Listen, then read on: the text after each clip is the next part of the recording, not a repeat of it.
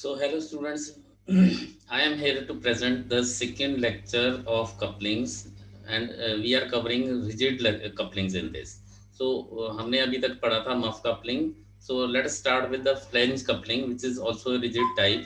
Rigid type हमने कहा था वो couplings होती हैं which has perfect alignment of two shafts and these couplings are used to join two types of machinery. Motor या motor और जनरेटर या मोटर और पंप को जोड़ने के काम आता है।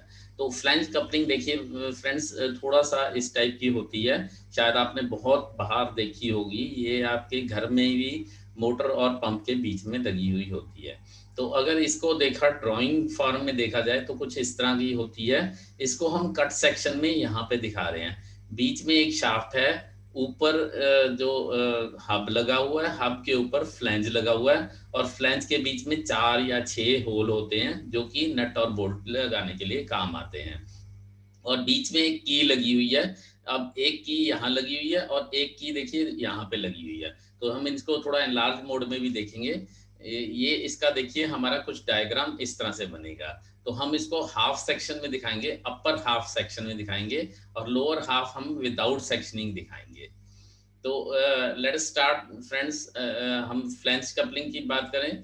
फ्लैंजेस आर ईदर फिट और provided at the ends of shaft. तो ये जो फ्लैंजेस हैं या तो ये फिट कर दिए जाते हैं या शाफ्ट के एंड में ही प्रोवाइड कर दिए जाते हैं। कई बार ऐसा होता है कि इनको अलग से लाके ऊपर फिट किए जाते हैं या कई बार ऐसा होता है कि उसके साथ ही बना दिया जाता है, मैन्युफैक्चरिंग में ही फ्लैंजेस बना दिए जाते हैं। दे आर फास्टन टुगेदर, दोनों को फास्टन किया जाता है through a number of bolts and nuts. Now flange coupling हम शुरू करते हैं। ये दो तरह की होती है, अनप्रोटेक्टेड एंड प्रोटेक्टेड। तो अनप्रोटेक्टेड हम पहले करते हैं। द अनप्रोटेक्टेड यहाँ पे दिखाया जा रहा है। तो देखिए एक है इसमें ड्रिवन शाफ्ट और एक है ड्राइविंग शाफ्ट। ड्राइविंग शाफ्ट जैसे मोटर की आ रही होगी, ड्रिवन शाफ्ट जो पंप की होगी। तो ये ग्रे कलर की एक कपलिंग है और एक येलो कलर की फ्लैंज है। तो एक फ्लैंज ग्रे कलर का, एक येलो कलर का। नट्स एंड बोल्ट्स लगाए गए हैं। फ्लैंज है, हब आपको पता ही है, स्लीव या मफ कपलिंग में अभी आपने देखा था हब क्या होती है। दो कीज के साथ इसको जोड़ा जाएगा। This coupling is having two separate cast iron flanges as shown in figure and unprotected type flange coupling. Each flange is mounted on the shaft and keys to it. दोनों अलग अलग की जाती हैं। एक शाफ्ट के साथ एक की जाती है और दूसरी शाफ्ट के साथ दूसरी की जाती है। The two flanges are coupled together by help of bolts and nuts. तो ये देखिए इसको डिसअसेंबल व्यू है, एक एक्सप्लोडेड व्यू है, जिसमें देखिए एक फ्लैंज जो लेफ्ट साइड का है तो इसमें देखिए एक कैविटी है बीच में, और ये जो फ्लैंज है इसमें एक प्रोजेक्टेड पोर्शन है। अब ये दोनों आपस में जुड़ जाते हैं, एक कैविटी है और एक प्रोजेक्टेड पोर्शन है, वो एक दूसरे के बीच में जुड़ जाते हैं। नट और बोल्ट दिखाए गए हैं। बोल्ट एंड नट M10 है। फोर ऑफ मींस 4 नंबर हैं बोल्ट यहाँ पे। तो ये आपने याद करना, जहाँ पे 8 ऑफ होगा, 6 ऑफ होगा, तो उस हिसाब से आपने इक्वी डिस्टेंस में डिवाइड करना है। शाफ्ट जो है यहाँ पे 35 mm की बताई गई है। आप 50 mm के हिसाब से भी हम प्रोपोर्शनेट इसको लेके चलेंगे। टेप पर जो कीज हैं, अब ये कीज भी देखिए 2 ऑफ बताई गई है यहाँ पे। तो कीज जो है 2 ऑफ मींस 2 की लगेंगी, एक इधर वाली शाफ्ट में और एक इधर वाली शाफ्ट में। फ्लैंजेस भी हमारी 2 हैं। और फिलेट्स बताई गई हैं कि रेडियस R4 है, 4 mm की उनकी फिलेट्स जो शार्प कॉर्नर हैं वो राउंड ऑफ कर दिए गए हैं। तो देखिए यहाँ पे एक पिंक कलर की हमने फ्लैंज बनाई है, एक ब्लू कलर की बनाई है। ये आपको अभी तक समझ आ गई होगी कि असेंबली कैसे है। एक कैविटी वाला पोर्शन है और एक जो है हमारा थोड़ा प्रोजेक्टेड पोर्शन है। ये 1.5 डी के बराबर है। डी अगर हम 50 mm देते हैं तो उसके हिसाब से सारी कैलकुलेशंस कर सकते हैं हम। तो ये जो है हमारा TF है, ये लगभग 0.5 डी के बराबर होता है। 0.5 डी दैट मीन्स अगर 50 mm ले रहे हैं तो ये 25 mm होगा और ये भी 25 mm होगा। तो ये फ्लैंज है, ये हब है, ये शाफ्ट है। I don't need to tell कि ये शाफ्ट के ऊपर हब है।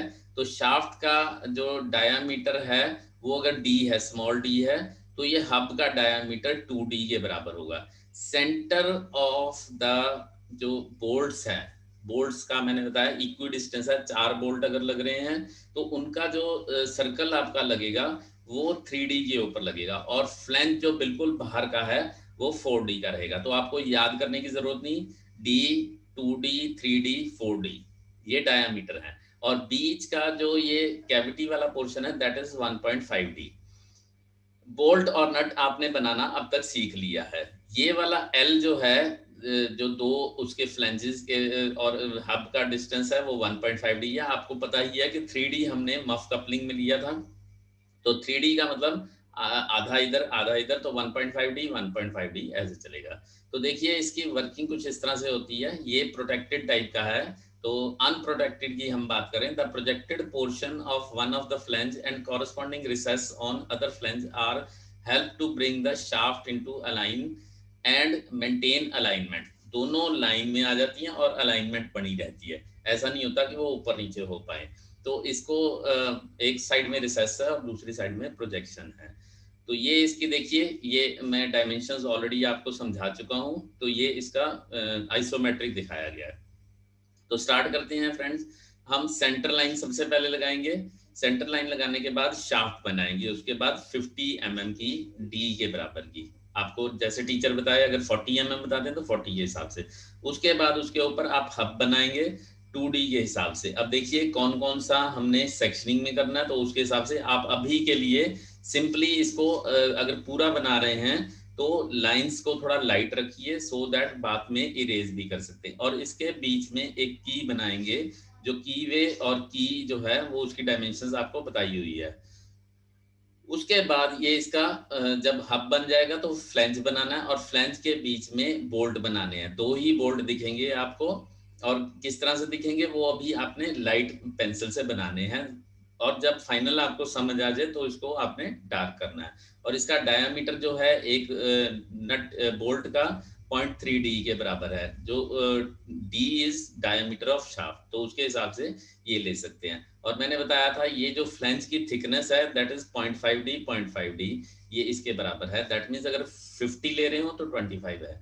अब इसके ही प्रोजेक्शन आपने साइड में ले लेने हैं। ये देखिए 4 इसके हेड बने हुए हैं जो हमारे नट हैं या बोल्ट के हेड हैं, और उनका डायामीटर अब ये देखिए, एक डायामीटर पहला वाला हो गया शाफ्ट का, जिसके ऊपर 2 कीज लगी हुई हैं, संक कीज लगी हैं। संक कीज मींस आधी ऊपर आधी नीचे, और ये हब है 2D का। फिर ये जो सेंटर लाइन है ये 3D का, और ये जो फाइनल हमारी फ्लैंज है ये 4D की है। तो फाइनली हमारे को इस तरह से डायग्राम मिल जाएगा। आप इसको रोक के और उसको बना सकते हैं। ये हमारा इसके साथ आइसोमेट्रिक के साथ आप देख भी सकते हैं कि ये किस तरह से है। इसको आप को रिलेट कर सकते हैं कि कौन कौन सी चीजें दिख रही हैं, कौन सी नहीं दिखेंगी, क्योंकि ये कट हाफ सेक्शन है, और यहाँ पे डायग्राम जो बनाया वो भी हमने कट हाफ सेक्शन का ही बनाया। ऊपर वाला पोर्शन जो है वो कट किया हुआ है, नीचे वाला अनकट है।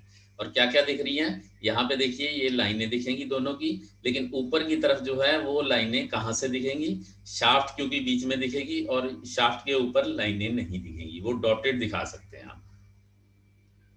Then comes protected type flange coupling. Protected type में क्या होता है, कुछ नहीं होता, सिर्फ ये नट और बोल्ट जो होते हैं, ये वाले नट और बोल्ट, ये नट और बोल्ट प्रोटेक्शन हो जाती है, इसके ऊपर फ्लैंज जो है वो फैल जाती है। वो इसलिए कि बारिश वगैरह में अगर ओपन में है तो इसके ऊपर पानी ना गिरे या कोई ऐसी चीज ना गिरे जिसकी वजह से वो नट और बोल्ट जंग खा जाए और खराब हो जाए। A flange is provided with shroud which shelters the bolt head and nut as shown in figure and is called protected type flange coupling. This coupling prevents catching cloth of the workman. तो इससे क्या होता है, अगर खुली रहेगी तो उसमें पकड़ी जाएगी, कपड़े भी पकड़े जा सकते हैं, लेकिन यहाँ पे कपड़े बच जाएंगे। तो इसको बनाने का भी वही तरीका है, कोई ज़्यादा फर्क नहीं है। तो मैं इसको स्टूडेंट्स के ऊपर छोड़ता हूँ कि कैसे है। आपने सेंटर लाइन लगानी है, सेंटर लाइन के बाद ये इसको बनाएंगे आप, जो शाफ्ट बनानी है, शाफ्ट के बाद हब बनाना है, हब के बाद फ्लैंज बनानी है, उसके साथ बोल्ट बनाना है, और फिर उसके प्रोजेक्शंस लेके कौन कौन से सर्कल जाएंगे वो आपने खुद डिसाइड करना है। अब देखिए ये 1D 2D 3D और 4D ये तो चलेगा ही, लेकिन क्योंकि यहाँ पे अगर हम देखें तो ये इसकी भी थिकनेस आती है। ये देखिए मैंने इसमें 1D 2D 3D नहीं दिखाए, इसमें डायरेक्टली डायमेंशन दे दी हैं। तो डायमेंशंस के हिसाब से आप इसको बना सकते हैं। जैसे ये 56 डायमीटर शाफ्ट का बताया है, तो ये 2D 112 बनेगा, और ये 4D 212 के करीब दिया हुआ है। थोड़ा ज़्यादा कम भी हो सकता है। तो आप डायमीटर फॉर्म में डायमेंशन देना चाहें या इस तरह से देना चाहें, जैसे आपके पास असेंबली पेपर में आती है वैसे ही दीजिए। अगर डायमेंशन आई हैं तो डायमेंशन ही दीजिए। So that is all for today. Thank you very much.